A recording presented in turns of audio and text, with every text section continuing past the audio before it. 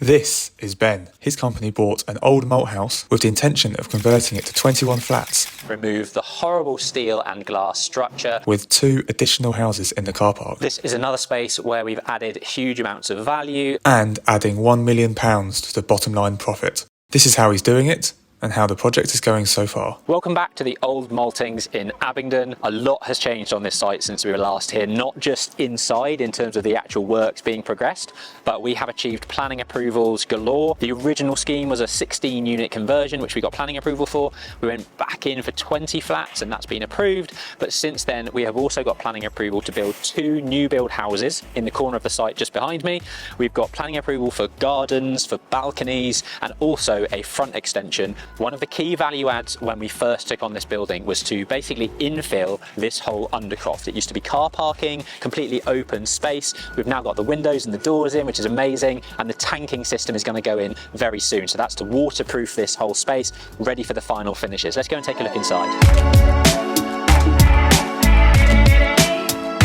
Now there is so much light coming in from these windows and doors. It's really great to see now that they've actually been installed. One of the great things we're doing in these flats, so we're stood in one of the 1-bedroom flats, and that side is going to be a 2-bedroom flat from here behind me. Once this has all been tanked, we will be partitioning and putting in the first fix electrics, plumbing.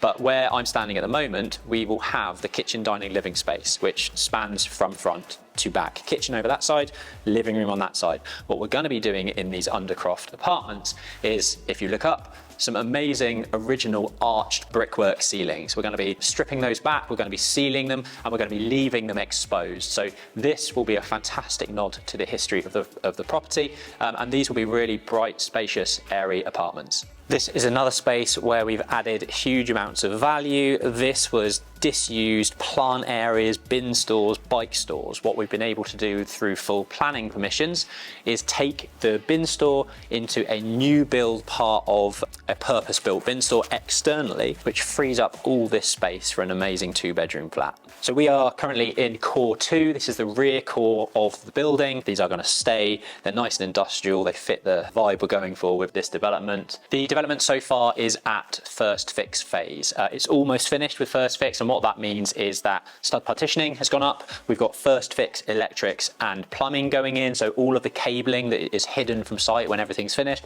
This is what first fix is. It's installing all of the back boxes, the wiring, the cables, the pipe work, everything that goes behind the scenes is now being installed, and that's where we're at the moment. Now this is a very, very old building. Until we started taking things apart, it was difficult to see exactly how it had been put together. Things like soil pipes, there's a lot of issues in terms of getting them around the existing structure. On the plans, on the survey, you can't see the true build-up of the structure when it's hidden behind floor and ceiling and plasterboard. So when we've got to site, they have had to work around some of the existing structure within the building. When hanging kitchen, so the kitchen is going in this corner, what you'll often find builders do is install patricing, which is this type of chipboard or MDF, whatever it needs to be, fixed to the studs, so that instead of just having plasterboard to fix to, they've also got a solid fixing in a plywood patras like this, so it makes sure the cabinets don't fall off the wall, for example. So let's go up to the turret.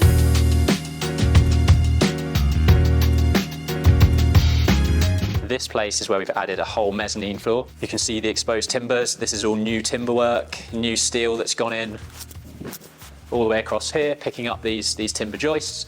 So that's one whole additional floor space. And not only have we added this floor that I'm standing on, but we will also be getting an extra mezzanine level above me as well. Once we've figured out how to get all of this existing steelwork out, there's huge amounts of steelwork. The issue in this type of environment is how it is phased in terms of temporarily supporting the roof. When you enter at this level, you'll have an ensuite and a wardrobe dressing area. There'll be some paddle stairs up to that bed deck, and then above that bed deck will be that massive roof light above it. This actual space will be subdivided by a party wall. Party wall will go basically halfway down. This is flat 13 on this side that flows through into that space on the other side of the wall. And then where you're standing, if I come around here, is entrance to flat 16. So you've got steps up to a 4-bedroom. Well, the 4 bedrooms of this HMO is upstairs, so 4 bedrooms, 4 en suites, and then as you come into this space, it's a big open plan kitchen, dining, living space, kitchen wrapped around the rear here, dining set in the middle, and then TV snug living room area here. We were just in flat 13, which is the kitchen, dining, living space on the other side of that wall. When you come over this side, you've got an ensuite and you enter into a hallway here. Now, I mentioned in the previous video and earlier in this video that upstairs is really where we added the value. It had some roof trusses like this, and effectively what I said is that this whole space where the roof space was is about £500,000 worth of value to the developer, and that's because we installed a new floor at that level and we've created bedrooms all the way across this loft. So let's go and take a look at what that looks like. So this flat is a duplex, 2-bed, 2-bath. You've got the kitchen, dining, living space, downstairs shower room where we've just come from, and then as you come up these stairs, you've got 2 double bedrooms to the either side of me, little store area at the top of the stairs, and then you've got another further shower room behind me. So again, where we're standing here used to be complete void within the roof space, and we've converted it to saleable, livable space. This is where huge amounts has happened and has changed. We have since got planning approval to redo that facade, remove the horrible steel and glass structure, remove a lot of this structural work above us. We're putting in another floor level above my head.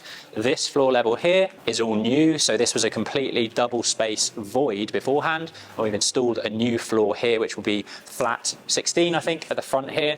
So once we've done the extension to the front, we've got a mansard style dormer to the front as well, which we're going to be adding. This will be a kitchen, dining, living space and 1 bedroom, and then there'll be a set of stairs that goes up into an extra 5 bedrooms at the front. So when I talked about the developer holding some of the assets to keep for rental income, this will be another one because it's got 5 bedrooms upstairs. They can all be let out individually and rent roll really well for them.